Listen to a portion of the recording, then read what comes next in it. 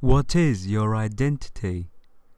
Is it a mural on the wall, a talisman on your arm, or is it the name you carry on your brow? For if it is so, then we all share the same identity. So I ask you again, what is your identity? Hello everyone, this is the Holy Hermit, and welcome to another video of mine. Today, I'll be answering one of the most sought after questions in Diablo 3 for monks. A question I get asked the most. What is tempest rushing? What is the true meaning of this art? All that and more will be answered in this video. And we start off by looking at our skill setup as always. We are using Deadly Reach with Strike from Beyond. Every time we hit someone with a crit, we are going to generate more spirit. That's how we gain spirit primarily. Tempest Rush. Well, surprise, surprise, but hey, there is a surprise after all.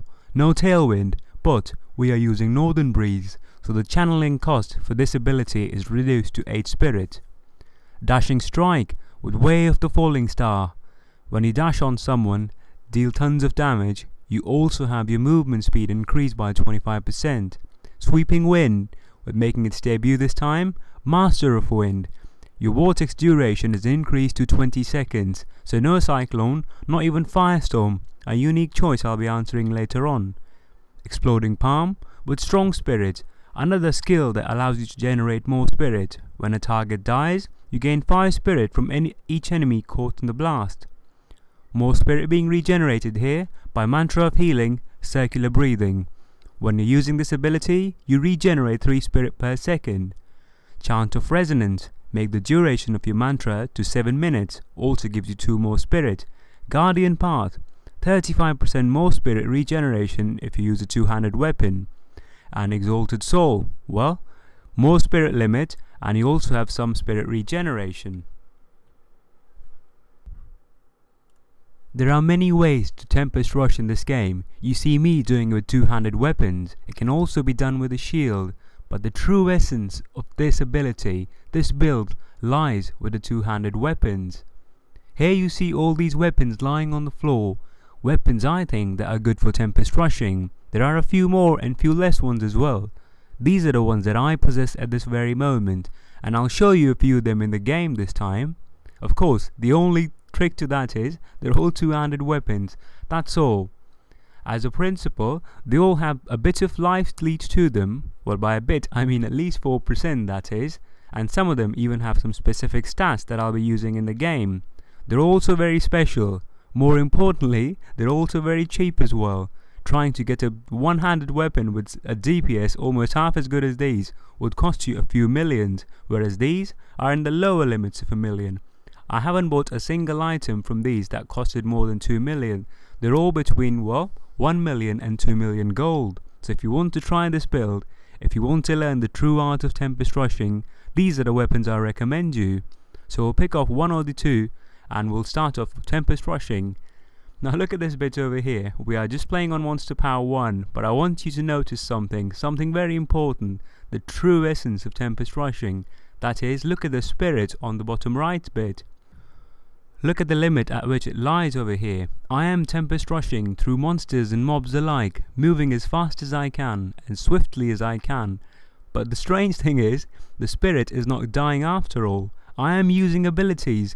Quite simply, I'm using it all the time. I'm tempest rushing, and normally it costs me a lot of spirit. But look what I'm doing over here. I've almost ran a whole lap around this map, and I haven't lost a single spirit point.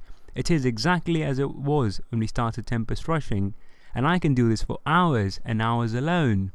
This was Monster Power 1, just to show you the principle of this build. For higher monster power such as these, I've quite simply replaced Chant of Resonance with, well, one with everything to give me a little bit more of resistance, but the principle's still the same. Look at my spirit again. It's decaying, but almost by, well, 1 point every 2 to 3 seconds, which is almost non-existent in case of so many mobs around me. So Monster Power 3, supposedly harder, supposedly, well, more challenging, and here we are, dealing damage only in the form of tempest rushing. So as I said, to answer the question then, what is tempest rushing? Well, it is a mode in which you can pretty much utilize this ability infinitely for an entire duration of a fight. Even between from one point to other, you can always tempest rush and not lose any spirit. This is the idea of tempest rushing. Here you see me playing on Monster Power 3 and I'm fighting even these elites right now, and all I do most of the time is use tempest rush. When I encounter elite though, things do change a little bit. I want to make them, well, dispatched quite quickly, so what I use then is use dashing strike. I want to get to a point where I wouldn't be hit, where kiting is quite simply possible. And when I do get close to them after dashing strike, my principle would be used to use exploding palm on them. When they die near a mob, all well and good, they're going to give me even more spirit. So here I am using Flying Dragon now, and as I said, you can pretty much use any of these two-handed weapons you want. You can even use normal Diablos if you wish so. The whole simple idea being, have some life leech on it, so you can gain some life in the process you're hitting people. But isn't this something very special that you normally don't see, where your spirit quite simply does not die?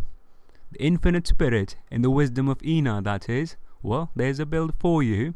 Now we look at a different weapon, Warmonger this time, a two-handed sword with a slightly faster attack speed than a normal weapon, and here we are playing on Monster Power 3 again with the same principle, same build. Now you do notice that my primary attack here is Deadly Reach, and there's a reason for it. Every time mobs and other people use molten pools, well, poison pools or desecrators even, and also those frozen pools, all of them, in short, all pool combines that is, no matter what they use, I can stay away from them and still hit them. As soon as the thing expires, I can quite simply tempest rush over it. That is a reason for me using Deadly Reach. My spirit is always being regenerated, and as I always say, all of my skills work on higher monster powers and lower ones. They don't mainly rely on gear. Well, I guess you do need a two-handed weapon, otherwise my DPS will be 10. But the point is, this can work on any monster power and it relies solely on your build.